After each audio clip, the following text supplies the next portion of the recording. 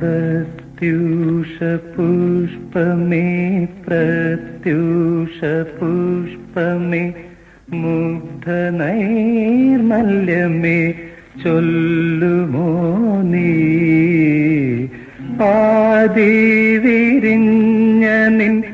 വിഹ്വല നേത്രത്താൽ തേടുന്നതേതൊരു ദേവപാദം Pratyusha Pushpa